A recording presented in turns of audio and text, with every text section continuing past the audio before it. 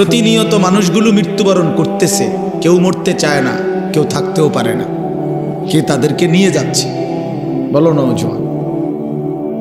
কে নিয়ে যাচ্ছে? এক অদৃশ্য মালিক তাদেরকে নিয়ে যাচ্ছে প্রতিদিন, প্রতিনিয়ত। কেউ তো মরতে চায় নাই, কিন্তু কেউ তো থাকতেও পারে না। এজন্য এটাই অনিবার্য বাস্তবতা যে মরতেই হবে, যেতেই হবে, ফিরতেই হবে আল্লাহর কাছে, ফিরতেই হবে। তাহলে কাজেই যেটা চিরন্তন বাস্তবতা, যেটা অনিবার্য সত্য, সেটাকে পাশ কাটানো বুদ্ধিমানের কাজ না। এটা কোনো বুদ্ধিমান হইতেই পারে না। মৃত্যু যেহেতু আমাকে বরণ করতেই হবে, আল্লাহর মুখোমুখি যেহেতু আমাকে হতেই হবে, কাজে বুদ্ধিমান তো সেই যে এই ব্যাপারে প্রস্তুতি নেয়। কারণ আমি তো এটা এমন কোনো বেলা আমার নেতা দৈরা এই দল কিংবা ওই দল কিংবা কোনো রকম কোনো ছল ছাতুরি করে যেহেতু আমি কবর থেকে, মৃত্যু থেকে নিজেকে আড়াল করতে পারবো না, কোনো সিস্টেমে নাই, ন্যূনতম কোনো সম্ভাবনাও নাই, তাহলে অতএব কবরের জন্য প্রস্তুতি নেওয়া, আখেরাতের জন্য প্রস্তুতি নেওয়া, এটাই বুদ্ধিমানের কথা। কারণ এটা তো আমাকে বরণ করতে হবে, তার চাইতে ভালো রেডি হয়ে যাই, প্রস্তুতি নিয়েই যাই। মরতেই হবে যখন, যেতেই হবে যখন। আমার বাপ যদি এই কথাটা আমি বুঝি আমার লাভ, আপনি বুঝলে আপনার লাভ। জওয়ান ছেলে তুমি বুঝলে তোমার লাভ। বাপ হাসি ঠাট্টা রং তামাশা, এই খামখেয়ালি, এটা আসলে কোনো জিন্দিগি না। যৌক্তিক কথা এটাই যে বুদ্ধিমান, বিবেকবান, বিচক্ষণ মানুষ কোনো কাজেই পরিকল্পনাহীন করে না। পরিকল্পনাহীন কাজ তো পশুর হইতে পারে, গন্তব্যহীন, টার্গেটবিহীন জীবন তো জানোয়ারের হতে পারে, মানুষের হইতে পারে না। পাগল ছাগলের হইতে পারে, মানুষের হইতে পারে।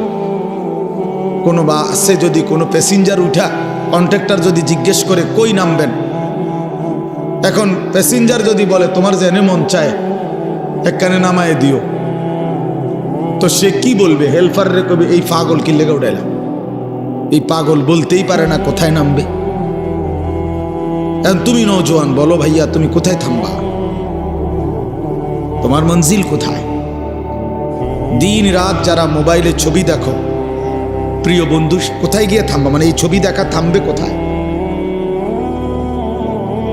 নারী ছাড়া, অশ্লীল দৃশ্য ছাড়া যাদের দিন কাটে না, রাত কাটে না, দোস্ত আমার, থামবা কোথায় গিয়া? একটা হিসাব কও যে ইনশাআল্লাহ হুজুর আমি টার্গেট নিছি 30 বছর নারী দেখব, অথবা আগামী আরো 6 বছর বেড়ির ছবি দেখব, উলঙ্গ দৃশ্য দেখব, এরপরে থাইমা যাবো, সেটা কও। কোনো টার্গেট নাই, কোনো গন্তব্য জানা নাই, পথ জানা নাই। এ তো ছাগলের জিন্দিগি, এ তো মাতালের জীবন, এ তো পাগলের জীবন, এ তো অসুস্থ জিন্দিগি ভাইয়া, এ তো অসভ্য জিন্দিগি, হাইওয়ানের জীবন। কোন সুদখোরকে জিজ্ঞেস করেন, হারামখোর, অবৈধ উপার্জনকারী, ওজনে কম দেয়, কাস্টমারকে ঠকায়, মিথ্যা বলে, হারাম রোজগার করে, এই নাফরমান বাটফারকে জিজ্ঞেস করেন যে কখন থামবা? কতদিন পরে তোমার টার্গেট, কয়দিন মিথ্যা বলবা? চাহিদা পূরণ হবে কোন দিন? কশ্চিন কালেও না, কোনোদিনও পূরণ হবে না। রাক্ষসা এই দুনিয়া কোনোদিন তৃপ্ত হতে দেয় না, কাউকে না, কাউকে না, কাউকে না। 7 রাজার ধনও যে পাইছে সেও অতৃপ্ত। ভাই এই যে যাদের হাতে ধরা মোবাইল, এই মোবাইলগুলো নামায় ফেললে ভালো হবে। প্রিয় ভাই, হাতে ধরে, মানে মোবাইল হাতে ধরে রেখে রেকর্ড করা যাবে না, আমি নিষেধ করলাম। রেকর্ড ভিডিও কিছুই করা যাবে না। এই মোবাইল হাতে ধরে আলগি দিবেন না। যার পছন্দ না হয় এই কথাটা আপনি উঠে চলে যান, নয়তো আমি উঠাই দেব। বললাম একটু পরে আমি ধমক দেব, কিন্তু তখন লজ্জা পাই না। মানার ইচ্ছা না হইলে আপনি উঠে চলে যান। কোনো অসুবিধা নাই, 2-4 জন শ্রোতা কম হইলে তেমন সমস্যা নেই। কিন্তু মোবাইল হাতে ধরে রেকর্ড করা যাবে না, আমি নিষেধ করলাম। কেন? যে যার ডানে বামে আছে নিষেধ করে দেন, বুঝাইয়া দেন। কেন? বাস্তবিক অর্থ হলো আমাদের মাকসাদ হলো নিজের জন্য কিছু গ্রহণ করা। তো মোবাইল ধরে রাখলে মনোযোগ হয় না, হাতে ধরে রাখলে দিল জমে না, মানে বারবার মোবাইলের কথাটাই মনে পড়ে, ওইটার দিকেই নজর পড়ে, ফলে বারবারই মোবাইলে উঠতেছে কিনা, তো এটা একবার বাড়ায়, একবার ছোট করে, একবার ডান বাম করে, বেচারার পুরা ফিকিরটা কাজ করে মোবাইলটার প্রতি। তাইলে মোবাইলে ঠিক আছে, সব কিছু ক্লিয়ার উঠছে, সুন্দরও হইছে, আওয়াজ ক্লিয়ার, সাউন্ড ক্লিয়ার, সব ঠিক আছে, কিন্তু নিজের জন্য কি হইল? আমার দিলের জন্য কি নিলাম? মোবাইলের জন্য তো নিলাম, ঠিক আছে, বাদ। দিলের জন্য আমার নিজের কি খোরাক হলো? এইভাবে সুন্দর করে করে বাংলাদেশের মোট 100 বক্তার 100টা করে ওয়াজ, সব যদি সুন্দর করে আমি মোবাইলে সেটিং করি, সাজাইয়া দেই, এতেই তো আমার কবর আযাব মাফ তো না? তো তাইলে কি অর্থ আছে এটাতে? এই জন্য মানুষের দিল একই মুহূর্তে 2 জিনিস ভাবতে পারে না, এটা মনোবিজ্ঞানের কথা। এই জন্য যে দিলে তখন মোবাইল নিয়ে ব্যস্ততা থাকে, ওই দিলে আর নিজের কোনো ফিকির আসে না। এই জন্য এমনি শুনেন, বরকত হবে। আমি বললাম, আমল করে দেখেন। এমনি তাকায়া শুনলে কম কথাতেও বরকত হয়, মনোযোগ হয়, দিলে লাগে কথা, যে আমার জন্য বলতেছে, আমাকেই বলতেছে, কোরআন আমার জন্য, কোরআন আমার জন্য, রাসূলুল্লাহ সাল্লাল্লাহু আলাইহি সাল্লামের হাদিস আমার জন্য। এই জন্য ভাই আমি অনুরোধ করছি, মনোযোগ দিলে ভালো। কষ্ট করে বসে থাকা কষ্টকর, আপনাদেরও কষ্টকর, আমাদের জন্য কষ্ট। রাত অনেক হয়েছে, এই জন্য আমি লম্বা করব না। মেহেরবানি করে আমরা নওজোয়ান ভাই, তোমরাও আন্তরিক হইলে ভালো, তোমার জন্য কিছু ভাবো। শুধু কেবল মানুষের কথা ভাইব না ভাই, নিজের জন্যও কিছু ভাবো। নিজের ভালো, নিজের কল্যাণ, নিজের দুনিয়া আখিরাতের সমৃদ্ধি, এটা বোঝা উচিত। দুনিয়া আমরা ছেড়ে দিতে বলি না, কিন্তু আখিরাতও বাদ দেওয়ার সুযোগ নেই। দুনিয়া যেই মালিকের, আখিরাত সেই মালিকের। দুনিয়া যিনি নিয়ন্ত্রণ করছেন, আখিরাতের কথা তিনিই বলেছেন। অতএব বাদ দিবার, ভুলে যাওয়ার কোনো সুযোগ নেই। ভুলে গেলে, অবহেলা করলে মৃত্যু থামবে না। কেউ যদি বেখেয়ালও থাকে তারপরও মরে যাবে, কেউ ঘুমে থাকলেও মরে যাবে, কেউ অবুঝ থাকলেও মরে যাবে। তাহলে আমি বুঝলেও মরে যাব, না বুঝলেও মরে যাব, খেয়াল করলেও মরে যাব, খেয়াল না করলেও মরে যাব, হাসলেও মরে যাবেন, কাঁদলেও মরে যাবেন, রাজপ্রাসাদ আর অট্টালিকাতে থাকলেও মরে যাবেন, জীর্ণ কুঠির কুড়ে ঘরে থাকলেও মরে যাবেন। মৃত্যু এক অনিবার্য বাস্তবতা, এক চিরন্তন সত্য। এই যে বাচ্চারা এখন দেখাইলো, জানাজা দেখাইলো, ছোটখাটো বিষয় না। ওই বাচ্চা বলছে জানাজা পড়াবার আগে, আল্লাহর নবী সাল্লাল্লাহু আলাইহি ওয়াসাল্লাম বলছেন, আকসিরু যিকরা হাদি মিন লাযযাতিল মাউত। ছেলেটা এখন জানাজা পড়াইবার আগে এটা বলছে। আল্লাহর নবী সাল্লাল্লাহু আলাইহি সাল্লাম বলছেন, উম্মত, সব কিছুর স্বাদ, সব আনন্দ, সব হাসি, সব স্বাদ, সব মজা এক মুহূর্তেই স্তব্ধ করে দিবে, শেষ করে দিবে যেই জিনিস, সেই মৃত্যুকে বারবার বেশি বেশি স্মরণ করো। মৃত্যু আসবে তো এক মুহূর্তেই তোমার জীবনের সব স্পন্দন থামাই দিবে। আর হাত নড়বে না, আর পাও নড়বে না, আর চোখ মিলবে না, আর কান শুনবে না, আর জবান উচ্চারণ করবে না, আর কোনো দিন 1000 আইটেম তরকারির, মাছের গোশতের স্বাদ এই জিহ্বাতে আর অনুভূত হবে না। এই পৃথিবীর সব আলো বাতাস থাকবে, রোদ উঠবে, বৃষ্টি আসবে, আলো হবে, অন্ধকার হবে, রাত হবে, দিন হবে, তুমি আর থাকবে না। না তখন আলো দেখবার কোনোদিন, না অন্ধকার। এজন্য এটা নবী সাল্লাল্লাহু আলাইহি সাল্লাম বলছেন, আকসিরু, তোমরা মৃত্যুকে বেশি বেশি স্মরণ করো। হাদিসের মধ্যে আছে আল্লাহর নবী সাল্লাল্লাহু আলাইহি ওয়াসাল্লামকে সাহাবী জিজ্ঞেস করছে, মান আকিয়াসুন নাস ওয়া আহজামুন নাস, ইয়া রাসূলুল্লাহ, সবচেয়ে বুদ্ধিমান বিচক্ষণ ব্যক্তি কে, সবচেয়ে বিচক্ষণ ব্যক্তি কে? তো নবী সাল্লাল্লাহু আলাইহি ওয়াসাল্লাম বলছেন, আকসারুহুম যিকরান লিল মাউত, যে বেশি বেশি মৃত্যুকে স্মরণ করে, ওয়া আকসারুহুম ইস্তিআদাদান লিল মাউত, এবং যে বেশি বেশি মৃত্যুর জন্য প্রস্তুতি গ্রহণ করে, সে সবচেয়ে বুদ্ধিমান, সবচেয়ে বিচক্ষণ। আল্লাহর নবী সাল্লাল্লাহু আলাইহি ওয়াসাল্লাম বলেন, আল কাইয়িসু মান দানা নাফসাহু ওয়া আমিলা লিমা বা'দাল মাউত, সবচেয়ে বুদ্ধিমান যে সেই ব্যক্তি যে নিজের হিসাব করে এবং মৃত্যু পরবর্তীর জন্য আমল করে। হিসাব করে নিজের, আজ আমার সারা দিনের অর্জন কি, আজকের সারা দিনে 5 ওয়াক্ত নামাজ তো চলে গেল, আমি পড়লাম কয় ওয়াক্ত? আজকের সারা দিনের 12 ঘন্টা 24 ঘন্টা তো আমার হায়াত থেকে শেষ হলো, আমার এই জবান দিয়ে আল্লাহ পাকের নাম উচ্চারণ হলো কয়বার? কয়বার মনে পড়লো যে আমার একজন মালিক আছে? কয়বার মনে পড়লো আমার একজন রসুল আছে? কয়বার মনে পড়লো আমার একটা ধর্ম আছে?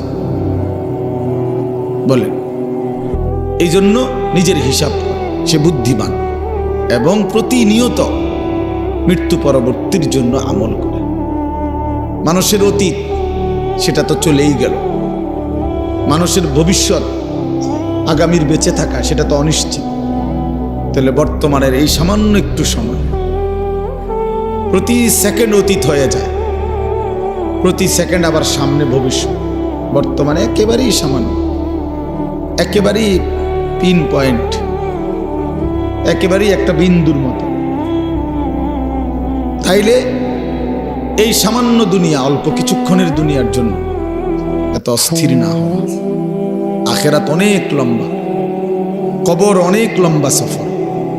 মনে করেন আবু জেহেল মারা গেছে নবীজির জামানায়, কবরে পড়ে আছে আজকে কত বছর? 1450 বছর। আমাগো স্বাভাবিক হিসাব করলেই তো বোঝা যায়। তাইলে যে নাফরমান নবীজির জামানায় মারা গেছে, তার কবরে যে আজাব হইতেছে, তো এই আজাব তো চলতেছে আজকে 1500 বছর। তো আবু জেহেল মাটির উপরে জমিনে ছিল কয় বছর? আবু জেহেল মাটির উপরে জীবিত ছিল কয় বছর? 200 বছর। তো 60-70 বছর। তা এরকমের বেশি তো গড়ে 60-70 বছর হবে। 60-70 বছরে না মাটির উপরে ছিল, তো কবরে পড়েই তো আছে আজকে 1500 বছর। তো আরো কতদিন থাকতে হবে কে জানে। ইসরাফিল ফু দিবে, সেই পর্যন্ত তো আজাব কবরে। এই জন্য যেই কোনো বিবেকে ভাইয়া, আমাদের কবরের জিন্দিগি লম্বা, আখেরাত তো আছেই। আমার দাদার যিনি বাপ ছিল, বা আমার দাদার যিনি দাদা, মনে করেন উনি কবরে গেছে আজকে কতদিন, উনি দুনিয়াতে ছিল কতদিন? ছিল কতদিন? ছিল নয়তো 60 বছর। কিন্তু আমি, আমার বাপ, আমার দাদা, আমার দাদার বাপ, তার দাদা, তাইলে তো সেই হিসাবে প্রায় 150-200 বছরের ব্যবধান হয়ে যাবে। তো কবরে তো পড়ে আছে আজকে 200 বছর। তাহলে যেই কোনো বিবেচনায় আমাদের মাটির উপরের এই হায়াতের চাইতে কবরের জীবন লম্বা। এরপরে তো হাসর, এরপরে তো আখিরাত, এরপরে তো মিজান, এরপরে তো ফুলসিরাত। এই জন্য প্রিয় বন্ধু, প্রিয় বাপ, ভাবা উচিত। সামান্যতম বিবেক যদি কেউ কাজে না লাগায়, সে আসলে মানুষ না। যার বিবেক কোনো কাজ করে না, সে আসলে মানুষ না। বিবেকহীন সে মূলত অমানুষ, সে মানুষ না, সে পশু কিংবা জানোয়ার, হাইওয়ান, চতুষ্পদ জন্তু। এই জন্য ইনসাফের সাথে নিজের জন্য ভাবা উচিত। আমি এটাই বলতেছি, নিজের জন্য ভাবা উচিত। আসলেই আমি কে? আমি আসলাম কোত্থেকে? কে আমাকে পাঠাইলেন? যিনি আমাকে পাঠাইলেন তিনি আমার কাছে কি চাচ্ছেন? আমি যা করছি তিনি তা চাচ্ছেন কিনা? তিনি যা চাচ্ছেন আমি তা করছি কিনা। প্রতিনিয়ত মানুষগুলো মৃত্যুবরণ করতেছে, কেউ মরতে চায় না, কেউ থাকতেও পারে না। কে তাদেরকে নিয়ে যাচ্ছে বলো নওজোয়ান? কে নিয়ে যাচ্ছে? এক অদৃশ্য মালিক তাদেরকে নিয়ে যাচ্ছে প্রতিদিন, প্রতিনিয়ত। কেউ তো মরতে চায় নাই, কিন্তু কেউ তো থাকতেও পারে না। এজন্য এটাই অনিবার্য বাস্তবতা যে মরতেই হবে, যেতেই হবে, ফিরতেই হবে আল্লাহর কাছে, ফিরতেই হবে। তাহলে কাজেই যেটা চিরন্তন বাস্তবতা, যেটা অনিবার্য সত্য, সেটাকে পাশ কাটানো বুদ্ধিমানের কাজ না। এটা কোনো বুদ্ধিমান হইতেই পারে না। মৃত্যু যেহেতু আমাকে বরণ করতেই হবে, আল্লাহর মুখোমুখি যেহেতু আমাকে হতেই হবে, কাজে বুদ্ধিমান তো সেই যে এই ব্যাপারে প্রস্তুতি নেয়। কারণ আমি তো এটা এমন কোনো বেলা আমি নেতা দৈরা এই দল কিংবা ওই দল কিংবা কোনো রকম কোনো ছল ছাতুরি করে যেহেতু আমি কবর থেকে, মৃত্যু থেকে নিজেকে আড়াল করতে পারবো না, কোনো সিস্টেমে নাই, ন্যূনতম কোনো সম্ভাবনাও নাই, তাহলে অতএব কবরের জন্য প্রস্তুতি নেওয়া, আখেরাতের জন্য প্রস্তুতি নেওয়া, এটাই বুদ্ধিমানের কথা। কারণ এটা তো আমাকে বরণ করতে হবে, তার চাইতে ভালো রেডি হয়ে যাই, প্রস্তুতি নিয়েই যাই। মরতেই হবে যখন, যেতেই হবে যখন। আমার বাপ যদি এই কথাটা আমি বুঝি আমার লাভ, আপনি বুঝলে আপনার লাভ। জওয়ান ছেলে তুমি বুঝলে তোমার লাভ। বাপ হাসি ঠাট্টা রং তামাশা, এই খামখেয়ালি, এটা আসলে কোনো জিন্দিগি না। যৌক্তিক কথা এটাই যে বুদ্ধিমান, বিবেকবান, বিচক্ষণ মানুষ কোনো কাজেই পরিকল্পনাহীন করে না। পরিকল্পনাহীন কাজ তো পশুর হইতে পারে, গন্তব্যহীন, টার্গেটবিহীন জীবন তো জানোয়ারের হতে পারে, মানুষের হইতে পারে না। পাগল ছাগলের হইতে পারে, মানুষের হইতে পারে। কোনো বাসে যদি কোনো প্যাসেঞ্জার উঠা কন্ট্রাক্টর যদি জিজ্ঞেস করে কই নামবেন, এখন প্যাসেঞ্জার যদি বলে তোমার জেনে মন চায় একখানে নামায় দিও, তো সে কি বলবে? হেল্পার রে কবে এই পাগল কি লেগে উঠাইলা? এই পাগল বলতেই পারে না কোথায় নামবে। এখন তুমি নওজোয়ান, বলো ভাইয়া তুমি কোথায় থামবা? তোমার মঞ্জিল কোথায়? দিন রাত যারা মোবাইলে ছবি দেখো, প্রিয় বন্ধু, কোথায় গিয়ে থামবা? মানে এই ছবি দেখা থামবে কোথায়? নারী ছাড়া, অশ্লীল দৃশ্য ছাড়া যাদের দিন কাটে না, রাত কাটে না, দোস্ত আমার, থামবা কোথায় গিয়া? একটা হিসাব কও যে ইনশাআল্লাহ হুজুর আমি টার্গেট নিছি 30 বছর নারী দেখব, অথবা আগামী আরো 6 বছর বেডির ছবি দেখব, উলঙ্গ দৃশ্য দেখব, এরপরে থাইমা যাবো। সেটা কও। কোনো টার্গেট নাই, কোনো গন্তব্য জানা নাই, পথ জানা নাই। এ তো ছাগলের জিন্দিগি, এ তো মাতালের জীবন, তো পাগলের জীবন, এ তো অসুস্থ জিন্দিগি ভাইয়া, এ তো অসভ্য জিন্দিগি, হাইওয়ানের জীবন। কোন সুদখোরকে জিজ্ঞেস করেন, হারামখোর, অবৈধ উপার্জনকারী, ওজনে কম দেয়, কাস্টমারকে ঠকায়, মিথ্যা বলে, হারাম রোজগার করে, এই নাফরমান বাটফারকে জিজ্ঞেস করেন যে কখন থামবা? কতদিন পরে তোমার টার্গেট, কয়দিন মিথ্যা বলবা? চাহিদা পূরণ হবে কোন দিন? কশ্চিনকালেও না, কোনোদিনও পূরণ হবে না। রাক্ষসা এই দুনিয়া কোনোদিন তৃপ্ত হতে দেয় না কাউকে, না কাউকে, না কাউকে না। 7 রাজার ধনও যে পাইছে সেও অতৃপ্ত, অতৃপ্ত। 7 মহাদেশের সম্পদের মালিকও যে হইছে সেও অতৃপ্ত। কারুন আল্লাহ তাআলা তাকে অগাধ সম্পদ দিছে। ওয়া আতাইনাহু মিনাল কুনুজি মা ইন্না মাফাতিহাহু লাতানূউ বিল উসবাতি উলিল কুওয়া।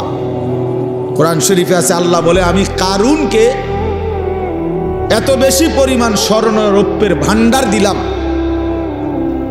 ভান্ডার যেগুলোর চাবি বহন করবার জন্য শক্ত সামর্থ্য যুবকের পিঠ বাঁকা হয়ে যাইত। 70 জন যুবকের পিঠ বাঁকা হয়ে যেত, বাঁকা হয়ে যেত। এই অসুবিধা না, আমরা এত পেরেশানি করে না। কিছু অপদার্থ থাকবেই, এই এক প্যাকেট বিরিয়ানি লেগে ঘুরতে আসে, কথা বুঝছেন না? এই কিছু অসভ্য থাকবেই, এইটা আপনি চিন্তা করেন না। যতক্ষণ রাতের যদি 3টাও বাজে, তারপরও এই এক প্যাকেট ঠান্ডা বিরিয়ানির লেগা ঘুরতে আসে বাহিরে, বুঝছেন না? কথা বলবো, আওয়াজ করব, অর্থাৎ উদ্দেশ্য হলো হুজুর আপনার এগুলো আলাপ বন্ধ করে যেটা দই না এটা দিয়ে আনা লাগবে, বুঝেন না কথাটা?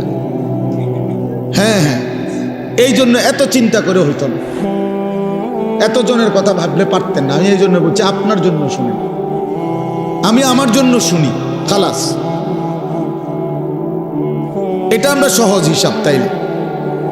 নির্দিষ্ট কোনো পরিমাণ শ্রোতার কোনো কোটা নাই যে এত শ্রোতা না হইলে একটি মাহফিল ব্যর্থ, একজন বক্তার ওয়াজ ব্যর্থ, শ্রোতা যদি 10,000-এর কম হয় না, এমন কোনো সিস্টেম কোরআন সুন্নাতে নাই।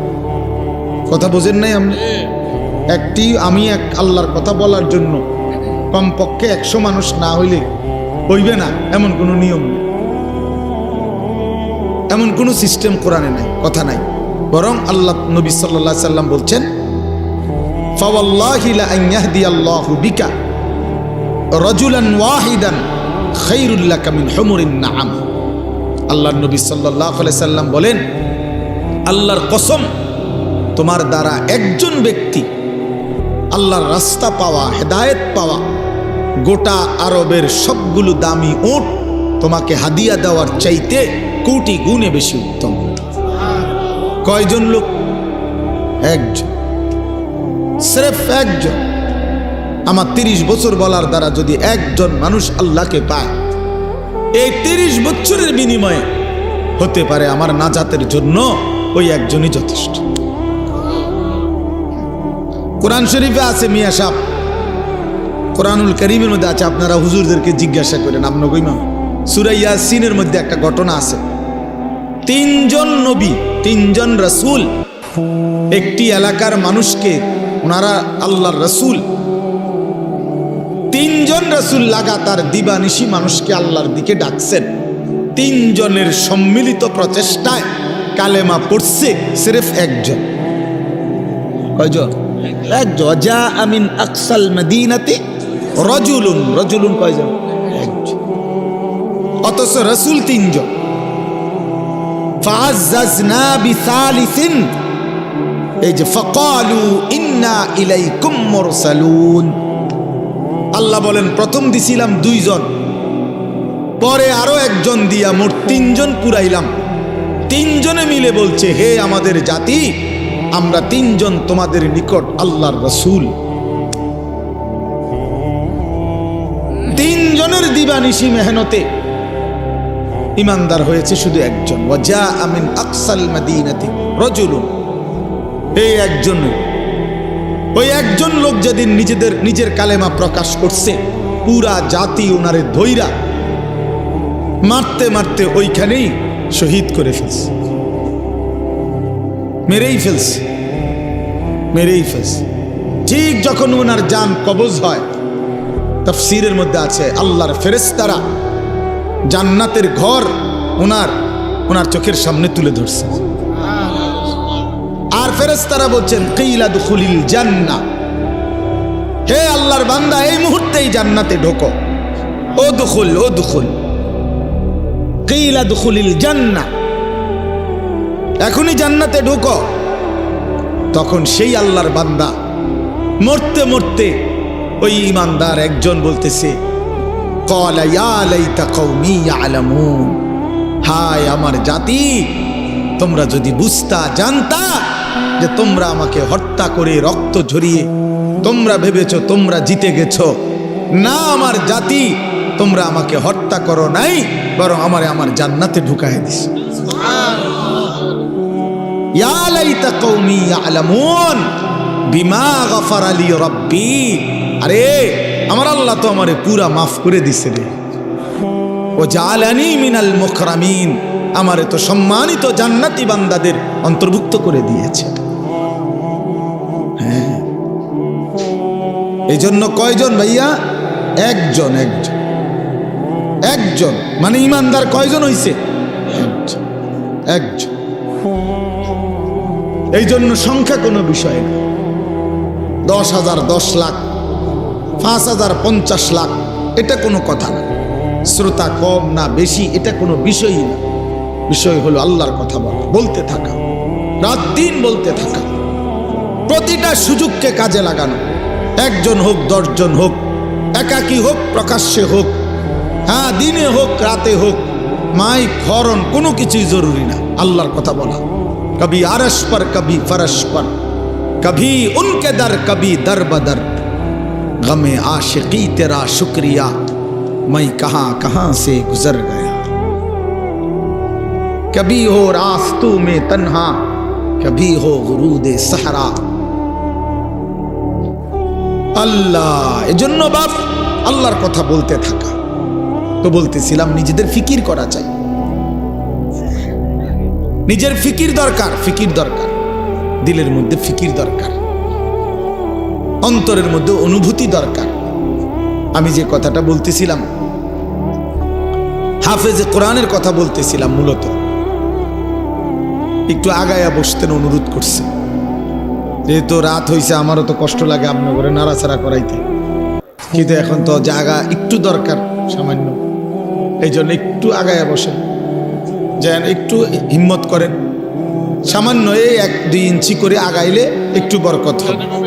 দেখেন ভাই, একটু নড়ে চড়ে বসেন। নওজোয়ান ভাই, তোমরাও নড়ে চড়ে বসো। ছেলেরা তোমরা আগায়া বসো ভাই। আল্লাহ তাআলা কোরআনে বলছে, তুমি যদি আমার বান্দাকে জমিনে জায়গা দাও, প্রশস্ত করে দাও একটু জায়গা, আমি তোমার অন্তর প্রশস্ত করে দেব। ইয়াফসাহিল্লাহু লাকুম, আল্লাহ দিল বড় করে দিন, জান্নাতে জায়গা দিয়ে দিন ইনশাআল্লাহ। মাশাআল্লাহ। আচ্ছা, তো বলতেছিলাম, এই শেষ কথা শুনেন। তাইলে আমার উদ্দেশ্য ছিল, ওই মাঝখানে কথা আবার বদলাইয়া ফেলছিল। মোবাইলের কথা বলতে গিয়ে বলতেছিলাম আর কি, যে কেবল অন্যকে দেখানোর ফিকির এটাই যথেষ্ট না ভাইয়া, নিজের ফিকির করা দরকার। আমার নিজের ফিকির আসা দরকার। আমি কে, আমি কোত্থেকে আসলাম, আমার আসলে কি করণীয়, একটা সুনির্দিষ্ট গন্তব্য, জীবনের একটা লক্ষ্য নির্ধারণ করা, এটা বিবেকবানের উচিত। আমার মনে আছে, আমি ছোটবেলায় প্রাইমারি স্কুলে পড়ছি যখন, আমাদের স্কুলে থাকতেই, প্রাইমারিতে থাকতে, বাংলাতেও ইংরেজিতেও আমরা রচনা লেখছি, পড়ছি। আমার জীবনের লক্ষ্য, এইম ইন লাইফ, এটা ইংরেজি রচনাও পড়ছি, বাংলা রচনাও পড়ছি। আমার জীবনের লক্ষ্য কি, আমার জীবনের টার্গেট কি?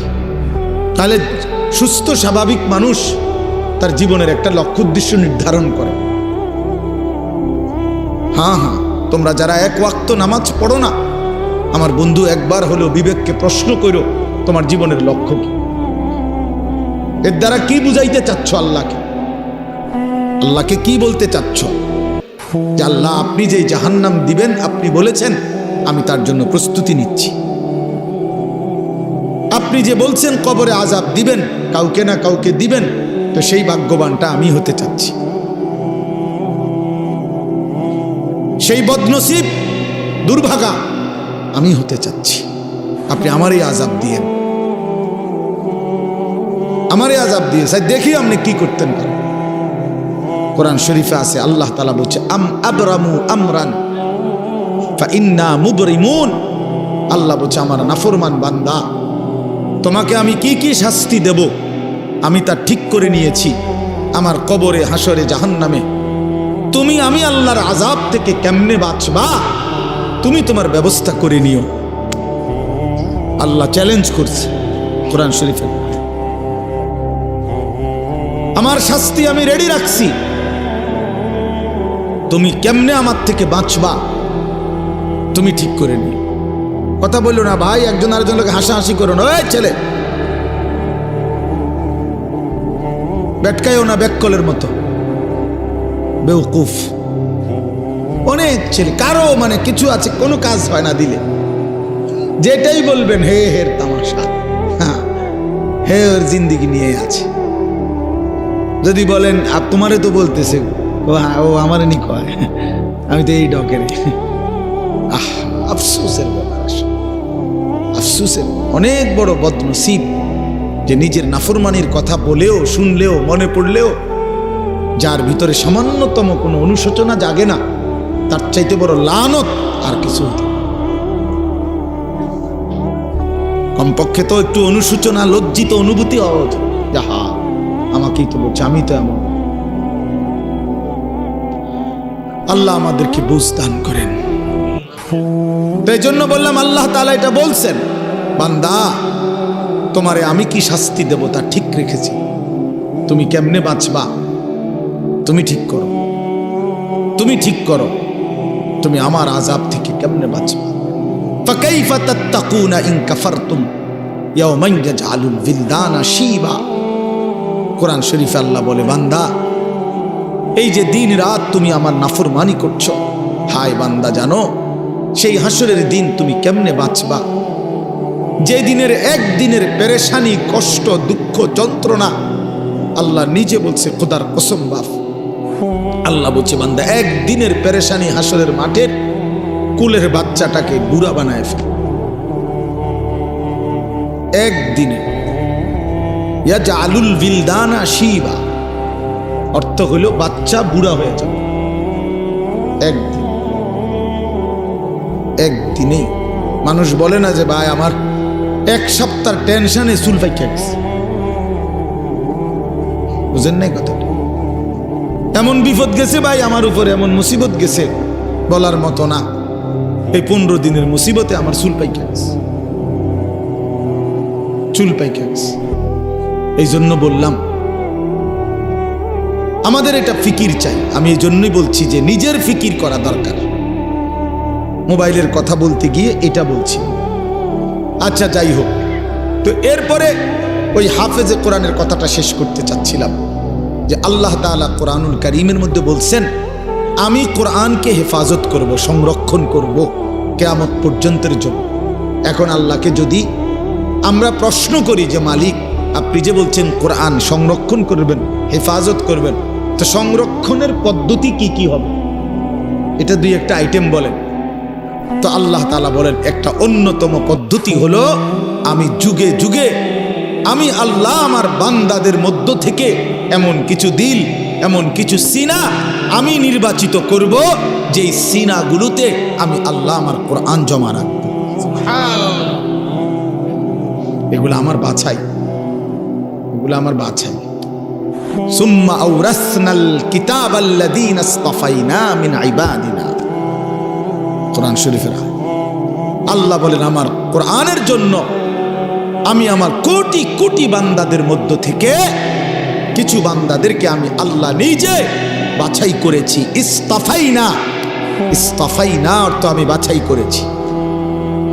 এক দেশ, এক জাতি, এক গ্রাম, এক মহল্লা, এক অঞ্চল থেকে আমি আল্লাহ তাআলা প্রতিদিন, প্রতি মুহূর্তে, প্রতি যুগে আমি কিছু আমার বান্দা আলাদা সিলেক্ট করি, পছন্দ করে নেই, বাছাই করে নেই। যেই দিলগুলো আমি আল্লাহ নিজেই বাছাই করেছি, এই দিলে আমি আমার কোরআন রাখব। এজন্য কোরআন শরীফে আছে মুমিনের দিলে, ইমানদারের দিলে কোরআন আল্লাহ জমা করে। হাফেজ সাহেব না, হাফেজ সাহেব হাফেজ বানায় না, আল্লাহ তাআলা বানায়। হাফেজ সাহেবের হাতে অনেক ছেলে ভাগ্যও যায়, তাতে ভাগ্য কার বলেন? ভাগ্য যায় না, তাইলে সব ছেলে তো হাফেজ হয় না। আল্লাহ তাআলা কোরআনুল কারীমে স্পষ্ট বলছেন, ইন্না আলাইনা জামআহু ওয়া কুরআনা, নিশ্চয়ই অন্তরের মধ্যে কোরআন বসিয়ে দেওয়া, জামআহু মানে জমা করা, এবং ওয়া কুরআনাহু এবং সেটাকে তেলাওয়াত করা। এই কুরআনাহু মানে হলো পড়া, তেলাওয়াত করা এবং অন্তরে জমা করে দেওয়া, উভয়টাই আমি আল্লাহ নিজের দায়িত্বে নিলাম। এটা আমি নিলাম। নাহলে 8 বছরের বাচ্চা আল্লাহর কোরআন পড়তে পারা, এটা চারটিখানি কথা। 10 বছরের বাচ্চা 30 পারা আল্লাহর কোরআন টানা বলতে পারে, এ খামখেয়ালি কথা না। এটা আল্লাহ তাআলার ফয়সালা, আল্লাহ তাআলার তৌফিক, আল্লাহর বাছাই, আল্লাহর মনোনয়ন, আল্লাহর পছন্দ, আল্লাহর দয়া, কারাম, ইহসান, মেহেরবানি, খোদার কসম কায়নাতের সর্বশ্রেষ্ঠ পাওয়া। গোটা পৃথিবী যদি কেউ 1012 পায়, গোটা দুনিয়া আর আল্লাহর কোরআন যদি কেউ 1 আয়াত পায়, তো এটাই দামি, এটাই দামি। বাকি এটা বুঝবে সে, দিল আছে যার, আখেরাত চিনে যে। একই জিনিস সবাই কদর বুঝবে এমন কোনো জরুরি না, এমন কোনো জরুরি না, এমন কোনো জরুরি না। এজন্য বললাম প্রতিটা হাফেজে কোরআন আল্লাহর বাছাই। কার বাছাই বাপ? আর সেই মালিক আল্লাহ নিজেই হাসরের দিন যাকে তিনিই বাছাই করে হাফেজ আলেম কোরআন পড়নেওয়ালা বানাইছেন, তারে হাসরের ময়দানে আল্লাহ নিজেই ডাক দিয়ে স্পেশালি বলবেন, ইউকালু লিসাহিবিল কোরআন। আল্লাহ নবী সাল্লাল্লাহু আলাইহি সাল্লাম বলেন, কিয়ামতের দিন আল্লাহ তাআলার পক্ষ থেকে হাফেজে কোরআন, কোরআন পড়নেওয়ালা, তাকে আল্লাহর পক্ষ থেকে বলা হবে, ইকরা ওয়ারতাকি, আমার বান্দা তুমি আমার কালাম পড়ো আর জান্নাতের উপরে উঠতে থাকো। ওয়ারাত্তিল কামা কুনতা তুরাত্তিলু ফিদ দুনিয়া, আর বলবেন আমার বান্দা আস্তে আস্তে পড়ো, সুন্দর করে পড়ো, তাড়াহুড়া কইরো না, ধীরে ধীরে পড়ো।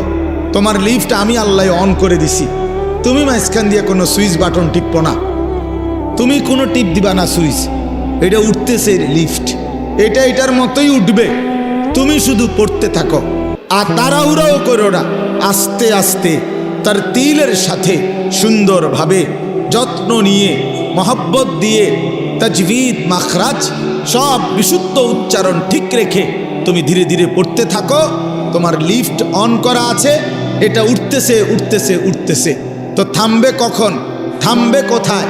ফাইন্না মানজিলাতাকা ইনদা আখিরি আয়াতিন তাকরাউহা, তোমার তেলাওয়াত যেখানে গিয়ে শেষ হবে, তোমার লিফট স্বয়ংক্রিয়ভাবে সেখানেই থেমে যাবে।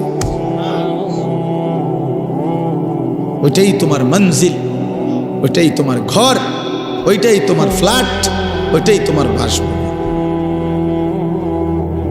হ্যাঁ, 30 পারা কোরআন শেষ করবা তো তুমি 6000-এর চাইতে বেশি তালা পার করে ওইখান থেকে হাত নাড়াইবা যে এই যে ভাই সাহেব আমি এখানে আছি, গ্রামবাসী দেখেন আমি এখানে আছি। এই জন্য কোরআনুল কারীমের হাফেজ অনেক দামি, অনেক দামি। আপনার চোখে এটা একটা সামান্য পাগড়ি, আমাদের চোখে এটা অনেক কিছু, এটা অনেক কিছু। এটা 300 টাকার একটা পাগড়ি না, এটা অনেক বড় সম্মান, অনেক বড় এজাজ, অনেক বড় মর্যাদা। এটা আল্লাহর দান, যালিকা ফাদলুল্লাহ ইউতিহি মান ইয়াশা। আল্লাহ বলছেন এটা আল্লাহ তাআলার অনুগ্রহ, আর তিনি যাকে ইচ্ছে করেন এমন দয়া তিনি তাকে করেন, আল্লাহই করেন, আল্লাহই করেন। এজন্য স্বপ্ন দেখেন, কলিজা দিয়া ভাইবেন, আল্লাহর কাছে দোয়া করবেন যে আল্লাহ আমার সন্তান যেন হাফেজে কোরআন হয়, আমার সন্তানকে আপনি আপনার সেই পছন্দনীয় বান্দাদের অন্তর্ভুক্ত করেন, যাদের জন্য আপনি কোরআন দিবেন, যাদের সিনায় আপনি সিদ্ধান্ত নিছেন আমার ছেলেটাকে সেই দলভুক্ত করে দিয়ে। আমিন। আল্লাহ আমাদেরকে কবুল করে নেন, আমাদের প্রত্যেকের সন্তানকে আল্লাহ তাআলা কোরআন পড়নেওয়ালা বানিয়ে দেন।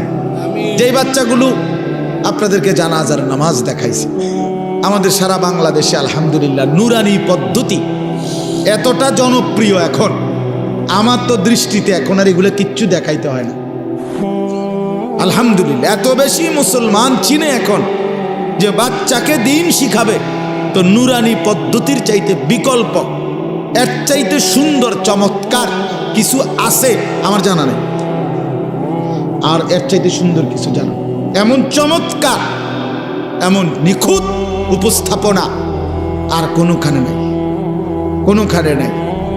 একটা একটা করে 3টা চাদর, কোনটা বিছাইলাম, কোনটা আগে দিলাম, কোনটা বামেরটা আগে ডানেরটা পরে, 3টা বান দিলাম, প্রথম বান মাথায়, এইভাবে নিখুঁত উপস্থাপনা।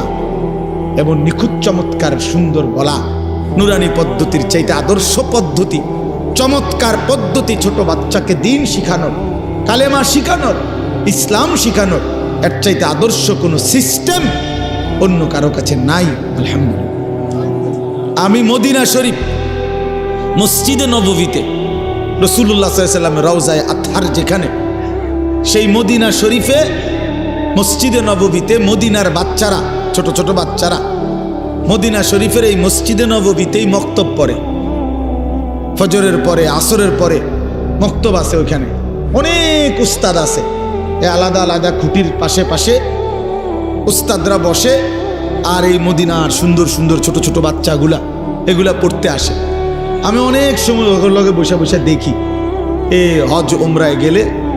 তো আমি নিজে আপনার এরকম বাচ্চা, একবার এক বাচ্চারে বললাম তোমার বইটা দাও, এটা একটু আরবিতে, পাই দিচ্ছে না আমারে। আমি অনেকবার বললাম তোমার এটা দাও আমারে, আমি একটু দেখি। তো তার পাশের ছেলেটা হাসতে হাসতে বলতেছে ওটা ছিঁড়া ছিঁড়া ছিঁড়া দেখে দেয় না, তুমি আমারটা নাও, ওরটা দিতে বেশি। এরপরে আমি ওই বাচ্চারটা নিলাম। এরপরে প্রথম পৃষ্ঠার দিকে খুলে দেখি এই বাচ্চাদের এই মদিনায় আরবে যে বইটা, কায়দাটা বাচ্চাদের মক্তবের, ওটার মধ্যে একবারে স্পষ্ট বড় অক্ষরে লেখা আছে আল কায়দাতুন নুরানিয়া, নুরানি কায়দা। আমি পরে 4 রিয়াল দিয়া এটা কিনে আনছি, আমার কাছে আছে নুরানি কায়দা। মানে এই নুরানি পদ্ধতি হযরত মাওলানা কারি বেলায়েত হোসাইন রহমাতুল্লাহ আলাইহি, এই মহামানুষটি 43 বছর একটানা উনি বলছেন আমাকে। হাফিজি হুজুর রহমাতুল্লাহ আলাইহি বলছিলেন, হাফিজি হুজুর বলছিলেন, হাকিমুল উম্মত মুজাদ্দিদুল মিল্লাত হযরত মাওলানা শাহ আশরাফ আলী থানভী রহমাতুল্লাহ আলাইহি আজাল্লেস, বড় উঁচা একজন খলিফা ছিলেন হাফিজি হুজুর রহমাতুল্লাহ আলাইহি। বাংলাদেশের সমস্ত ইমানদার ওনার নাম জানে, হাফিজি রহমাতুল্লাহ আলাইহি। এই উনি উনারে বলছিলেন কারি বেলায়েত হোসেন সাহেবকে যে আপনি এমন একটা সুন্দর সহজ কোনো কৌশল, মুসলমানের বাচ্চারা দিন শিখবে, সূরা কেরাত দোয়া কালাম শিখবে, আপনি একটা পদ্ধতি বাহির করেন। উনি 43 বছর একটানা ওই নুরানির বই, বাচ্চাদের যে বই পড়ায়, আপনি বইয়ের শুরুতে ভূমিকাতে এটা লেখা আছে। উনি বলছেন আমার 43 বছরের সাধনার ফসল এই নুরানি পদ্ধতি, এই সুরে সুরে বলা, এই টাইনা টাইনা বলা, এই কোনটার পরে কোনটা সিরিয়ালে বলা, 2 রাকাত নামাজে 60টি মাসআলা, এই এমনি এমনি এক সুন্দর তালে তালে কর, অজু ভঙ্গের কারণ এতটি, নামাজ ভঙ্গের কারণ এটা। আমার মাদ্রাসা তো দেখ বাচ্চা ওই যে হুজুরে যে পড়বার সময় আপনি একটু ডুলছে, ও বাচ্চা ওই ঘেটা কইবার সময় ডোলে, আরে তো ডোলো কা, ওই যে ওস্তাদ যে এমনি ডুলছে হেতে এই ডুলাটাও ঠিক রাখছে, এমন নিখুঁত, এমন চমৎকার। এই জন্য আমি এইটাও আপনাদেরকে বললাম, নুরানি পদ্ধতি আল্লাহ তাআলার কাছে একটা মকবুল পদ্ধতি। আলহামদুলিল্লাহ, আপনাদের বাচ্চাদেরকে আপনারা কোরআন শিখাবেন, দিন শিখাবেন। ছোট্টবেলার এই 3 বছরের নুরানি, আমার শায়েখ আল্লামা মুফতি মুশতাকুন নবী সাহেব বলে এই 3টা টিকা 3 বছরে, মানে নুরানির 3টা টিকা দিয়া দিয়েন, মৃত্যু পর্যন্ত আল্লাহকে ভুলবে না, সেজদা ভুলবে না, নামাজ ভুলবে না, সূরা কেরাত আর অশুদ্ধ হবে না, শুদ্ধ হবে। আমার ছোট্ট এই জীবনে, রাগ করেন না, আমার জীবনে আমরাও শত শত জানাজা আমরাও দেখছি, পড়তে গেছি, পড়তে যাই, বহুত মাতবর আইয়া জানাজার টাইমের আগের থেকে রেডি হইয়া থাকে, মাইকটাকে দূর বক্তব্য দিব, হ্যাঁ 1 মিনিট 1.5 মিনিট, হ্যাঁ আগের ওয়াক্ত নামাজ পড়ছে কিনা ফরজ সন্দেহ আছে, কিন্তু জানাজার সামনে আগে একবারে রেডি, মানে কুদুর বক্তৃতা দিব এখানে। আপনার এই বক্তৃতা দিতে গিয়ে কুল্লু নাফসিন যায়িকাতুল মাউত, এই বাচ্চা যে পড়লো এইটা অনেকেই পড়ে, মানে এটা কয় আর কি, কইবার সময় যে ডক এটার উচ্চারণ, হ্যাঁ আমি প্রায় আমার সাথে কেউ লোকে হাসি, আমি দেখছো চান্দুর নামাজের কি দশা বুঝাই তো যায়, হ্যাঁ তাই না, যে নামাজ পড়ে সূরা কেরাত যে কিচ্ছু হয় না, এ তো কুল্লু নাফসিন হুন্নেই বুঝা গেছে, আর কি তা আর কি। আপনার তো এইটা যে ডকের আমনে তাব্বাতিয়াদা তো এরুমই, আমনের আত্মাহিয়াত মানে শতভাগ অশুদ্ধ, শতভাগ অশুদ্ধ। বদনসিব বেটা ওই মুসলমান, দুর্ভাগা বেটা, মন্দ কপাল, অভিশপ্ত ওই জীবন মুসলমান।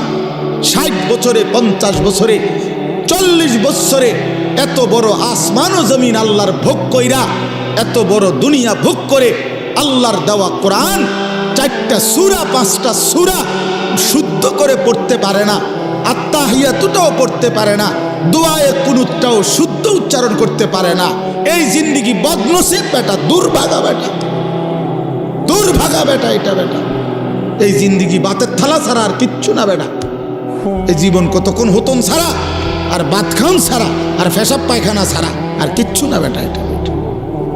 কিসের মুসলমান তুমি বেটা, কিসের মুসলমান তুমি? হ্যাঁ, 30 বছরও তোমার কলিজার মধ্যে এটা আসে নাই যে আমার আল্লাহর কোরআন শুদ্ধ করা দরকার? কি ডকের মুসলমান এটা?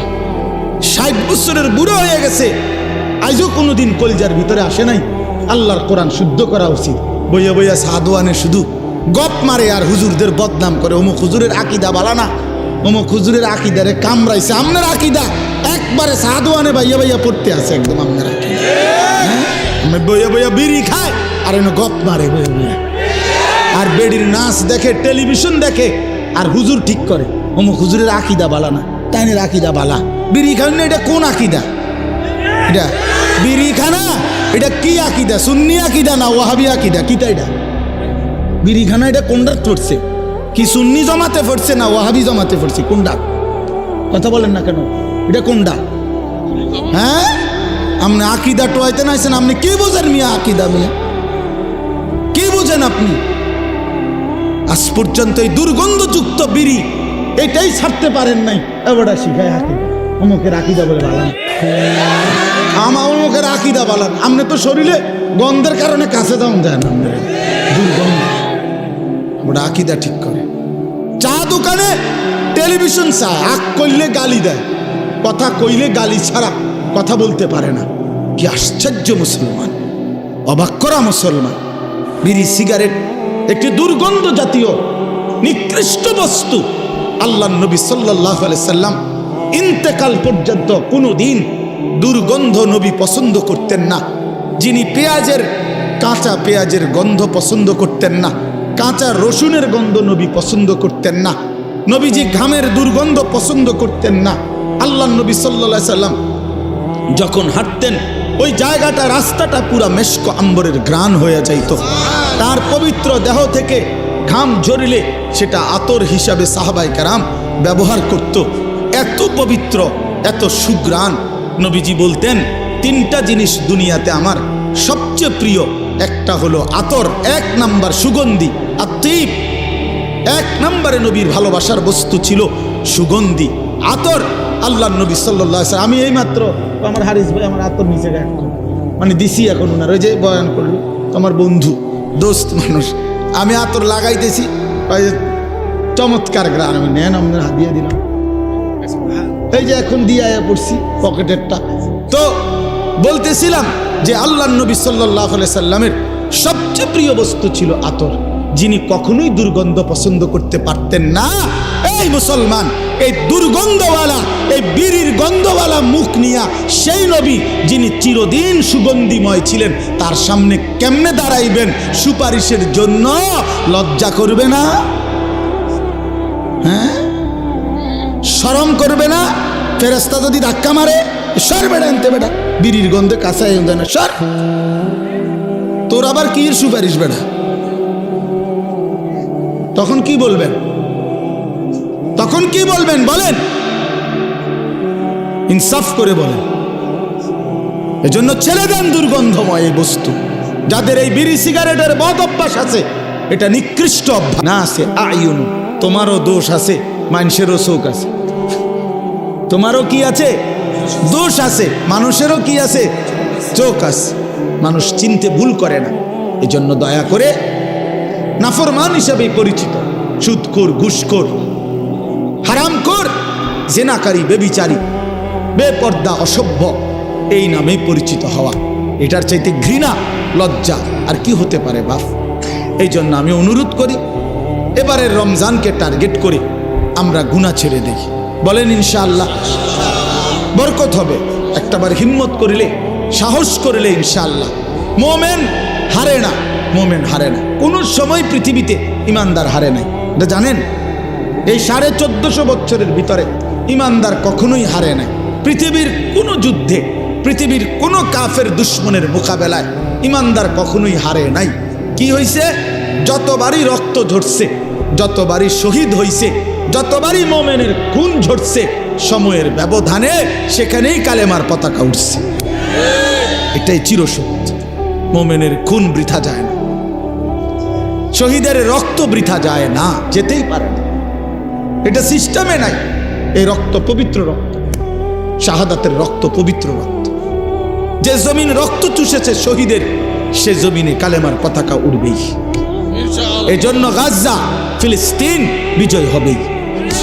এখানে কালেমার পতাকা উড়বেই। ইসরায়েলের কুত্তারা হেরে যাবেই। ইতিমধ্যে হেরে গেছে অর্ধেক। এখন তো যুদ্ধবিরতি। কুত্তার মতো ঘাড় নোয়াইয়া, ঘাড় নামায়া সারা পৃথিবী ইউরোপের সাহায্য নিয়ে, হাজার হাজার কোটি মার্কিন ডলারের সহযোগিতা নিয়ে, সর্বাধুনিক অস্ত্র দিয়েও 15 মাস যুদ্ধ করেও গাজা একটি অঞ্চলের মুসলমান মুজাহিদিনদের সাথে পারে নাই। 50,000 মুসলমান শহীদ করছে। 6 লক্ষ বাচ্চা এতিম করে ফেলছে। হাজার লাখ মা বোন, স্বামী হারা, বাপ হারা, সন্তান হারা। এই সব কিছুর বিনিময়েও ইসরায়েলের ইহুদি কুত্তারা 15 মাস লাগাতার যুদ্ধ করার পরেও এই জানুয়ারিতে তারা যুদ্ধবিরতি দিয়ে ইসরায়েলের বেঈমান ইসরায়েলে ফিরে গেছে। আবার যুদ্ধ করবে, ঠিক আছে, আবার হারবে। এই যুদ্ধ করতে করতে একদিন একেবারে নিশ্চিহ্ন হইয়া কালেমার পতাকা পুরা ফিলিস্তিনে উড়বে। ইসরায়েল নামে পৃথিবীতে মূলত কোনো রাষ্ট্র নাই। এটা কোনো রাষ্ট্র না, এটা ফিলিস্তিন। পুরাটা মূলত কি? ফিলিস্তিন। ফিলিস্তিন জন্য নওজোয়ান, ইনশাআল্লাহ তুমি যদি চরিত্রবান হও, সেজদাওয়ালা হও, খোদার কসম একদিন ফিলিস্তিনে তুমি যাইবা ইনশাআল্লাহ। সারা পৃথিবীর বেঈমানের বিরুদ্ধে তোমরা লড়বা ইনশাআল্লাহ। ইনশাআল্লাহ দেখো, তুমি হিম্মত করো। আল্লাহ তাআলা মুসলমানকে বানাইছেন শুধু মিরপুরের লাগিয়া না। আল্লাহ তাআলা তোমারে শুধু ব্রাহ্মণপাড়ার জন্য বানায় নাই। আল্লাহ তোমারে বুড়িচঙের জন্য বানায় না, উখরিজাত লিন্নাস, গোটা বিশ্ব মানবতার জন্য বানাইছেন। হ্যাঁ, ইমানদার কালেমার পতাকা উড়াবে পৃথিবীর এই প্রান্ত থেকে ওই প্রান্তে, ওই প্রান্ত থেকে ওই প্রান্ত। সারা জাহাঁ হামারা, চীন ও আরব হামারা, হিন্দু সিতা হামারা, মুসলিম হে হাম ওতন হে, সারা জাহাঁ হামারা। মুসলমান, সারা পৃথিবী আমার, সারা পৃথিবী আমার, সবটা আমার মালিকের, তো আমার। এই জন্য আমরা ইনশাআল্লাহ রমজানকে টার্গেট রেখে চরিত্র ভালো করি। গুনাহ মাফ থেকে 5 ওয়াক্ত নামাজ, রমজানের 20 রাকাত তারাবি, ইফতার, সাহরি, শেষ দশকের এতেকাফ, শবে কদরের তালাশ, প্রতিদিন দোয়া, কান্নাকাটি, কোরআনুল কারীমের তেলাওয়াত, জিকির, তেলাওয়াত। যাদের সূরা কেরাত অশুদ্ধ, তারা সূরা কেরাত ঠিক করেন, দোয়া কালাম ঠিক করেন। রমজানটাকে পুরা আপনারে দেখলেই যেন মনে হয়, আপনার রমজান দেখলেই মনে হয় আপনি অন্য ফিকিরে আছেন, আখিরাতের ফিকিরে। কোন ফিকিরে? আখিরাতের। আল্লাহ তাআলা আমাকেও তৌফিক দেন, আমাদের সবাইকেই ঈমান আমলের জিন্দেগি গ্রহণ করে রমজান পর্যন্ত হায়াত ভিক্ষা দান করেন। আমিন।